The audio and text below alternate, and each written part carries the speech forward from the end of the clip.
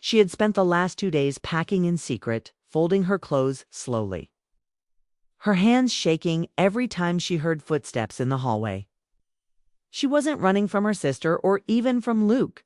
She was running from herself, from the feelings she never asked for, from the growing sense that the quiet between her and Luke wasn't just awkward anymore. It was dangerous. Claire hadn't said anything. She still came home smiling, still shared wine on the porch, still made small jokes at dinner like everything was perfectly fine. But Maggie could feel it. Something had shifted. Claire wasn't blind. And Maggie had underestimated her. That morning, Maggie came downstairs with her suitcase. She didn't plan to make a big scene, just a soft goodbye. Maybe leave a note. But Claire was already waiting at the kitchen table. 2 mugs of coffee sat untouched, one for each of them. It's just like every other morning, only this time, Claire didn't smile. "Going somewhere?" she asked, her voice quiet. Maggie's heart dropped into her stomach. I thought I should go. It's time." Claire nodded slowly. "Because of Luke?" Maggie froze. There it was. No more pretending. No soft sidesteps. Just truth, sitting uncomfortably between them like a third person in the room. "I never meant for anything to happen," Maggie whispered. "And nothing did happen, Claire. I swear to you." Claire didn't speak for a long moment. She just stared out the window, watching the breeze move through the trees. "I've been married to Luke for 6 years," she said finally. "And for the last 2, something's been wrong." Maggie didn't know what to say. She sank slowly into the chair across from her sister. "I kept thinking it was just a phase," Claire continued. "That the distance between us was because of work or stress or something we could fix.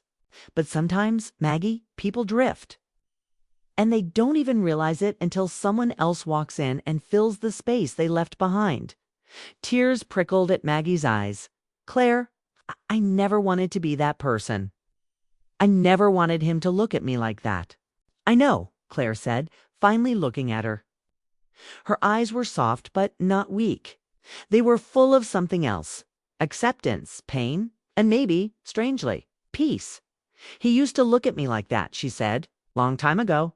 Maggie felt a sob rise in her throat. But she held it down. Claire reached across the table and took Maggie's hand.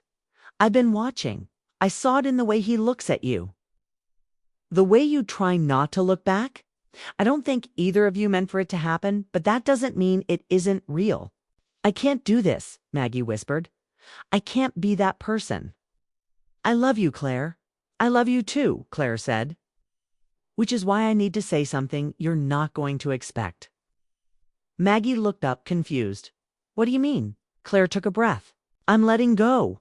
Maggie blinked. "Letting go of what?" "Marriage," Claire said, her voice shaking. "Of Luke. Of pretending we're still something we're not." The words felt like thunder in Maggie's ears. "I've already spoken to him," Claire added quietly. "Last night we agreed to take some time apart. Maybe permanently, maybe not. I don't know." Maggie sat in stunned silence. "I didn't make this decision because of you," Claire said. "I made it because I finally admitted to myself that I deserved to feel chosen. Wanted, not tolerated." Maggie covered her mouth with her hands. "I'm so sorry." Claire shook her head. "Don't apologize. Just promise me something. Anything. Don't live your life with guilt over something that wasn't your fault. And don't walk away from something honest just because the timing was wrong." Maggie's voice trembled. "Are you saying you're okay with this? With me and him?" Claire gave a sad smile. "I'm saying I trust you to figure it out."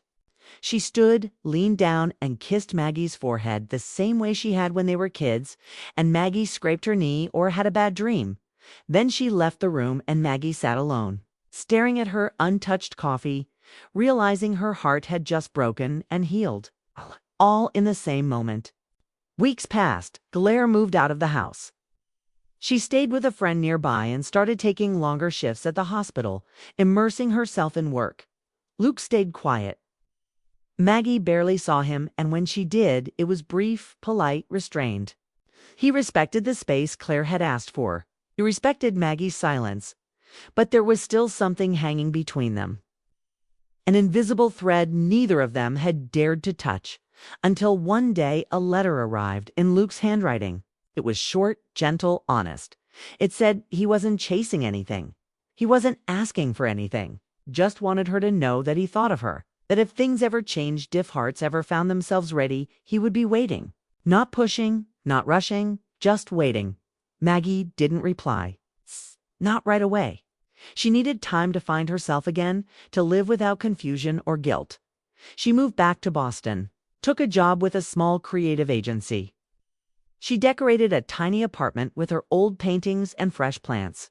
And every morning she made her own coffee and watched the sun rise through her window. 1 year later, on a bright fall morning, Maggie walked through a quiet street in Brooklyn. Her heart lighter than it had been in years. She turned the corner and stopped outside a small cafe, the one Luke had written about in his last letter.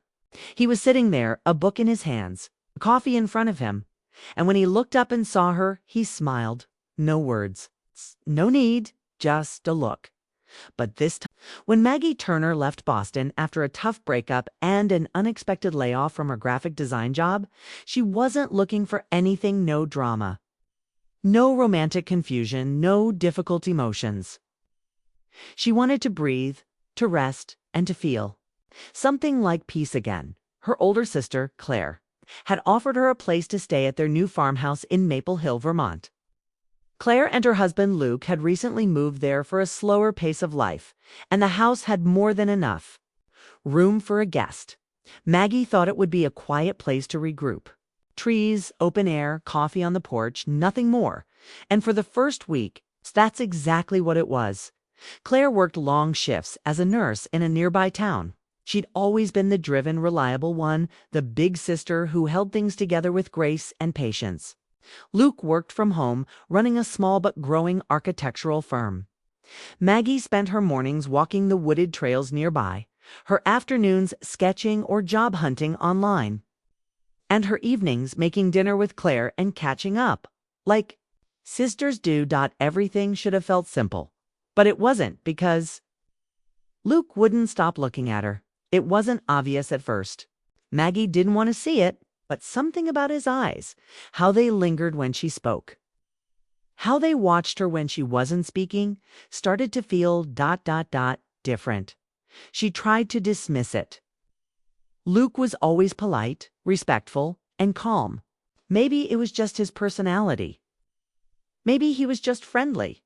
She reminded herself that Luke loved Claire.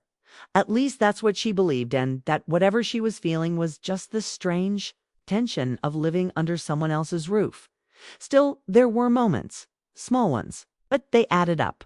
Like the morning she came down to the kitchen in an oversized sweatshirt, still half asleep, and he said, "You look comfortable," with a softness in his voice that made her stomach twist. Or the time she laughed at one of his design sketches, and he just stared at her, smiling faintly, as if her laugh meant more than it should have. Maggie hated that part of her noticed, hated that part of her felt. Something, because Luke was her sister's husband. And that line wasn't just uncrossable, wasn't even supposed to exist. But the house grew quieter when Claire was away. The moments grew longer, and the silence between Maggie and Luke grew heavier. One afternoon, Claire was called into work unexpectedly. It was rainy, cold, and gray, one of those days where the world feels too small. Maggie stayed in, curled on the couch, reading a book, when Luke came in with 2 mugs of tea.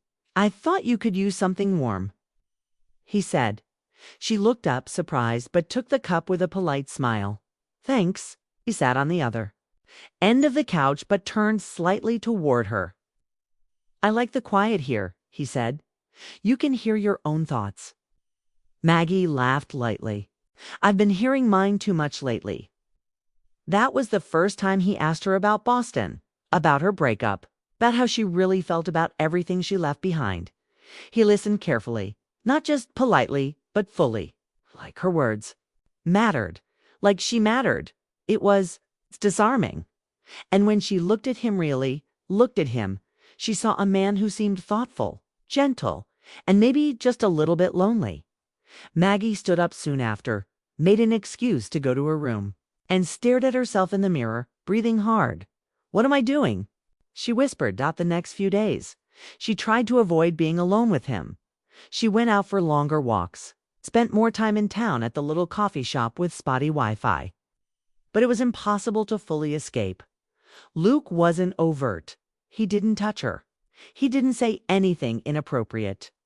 But his presence started to feel charged. His glances too long, smiles too knowing. Maggie began questioning herself. Was she imagining it? Was she projecting her loneliness, her hurt? She hadn't been with anyone since her last relationship. Fell apart.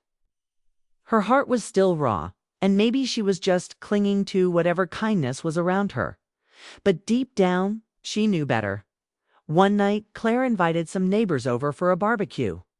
It was a lovely evening. The air was cool and golden, and the sounds of laughter and soft music filled the backyard. Maggie stood by the grill with Claire, sipping wine and enjoying the light buzz of comfort. Across the yard, she caught Luke looking at her, not casually, not curiously, but with that quiet intensity again. It's the kind that makes your skin tingle. Maggie turned away fast, her cheeks burned. She excused herself, went inside, and stood in the dark kitchen trying to breathe. A moment later, the door opened. She didn't have to look to know it was him. "Maggie," Luke said quietly, "are you okay?" She nodded, avoiding his eyes. "Yeah, just needed some air. You seem distant tonight." She turned then, frustrated and afraid. "Luke, don't." He looked confused. "Don't what?" "Don't pretend this is normal," she said, voice shaking. "You keep looking at me like I'm someone I'm not supposed to be." There was a long pause. Then he said the words that changed everything. "Sometimes I wonder what my life would have looked like if I had met you first." Silence. Maggie felt her heart crack in two. She backed away, voice trembling. "You can't say that." "I know," he said softly. "I'm sorry." But the damage was done. That night, Maggie barely slept. Her emotions were tangle-dang-jar, guilt, sadness, and yes, it's a sharp pang of longing. She had never asked for this, never invited it, but it was there. A connection wrong, complicated, unfair, but real. Over the next few days, Maggie kept to herself. She took long drives. She thought about leaving early, about packing her bags and disappearing before she could do more harm. Every time she looked at Claire, still warm, still trusting, she felt the shame settle deeper. She was in love with a man she could never have, and worse. He was in love with her too.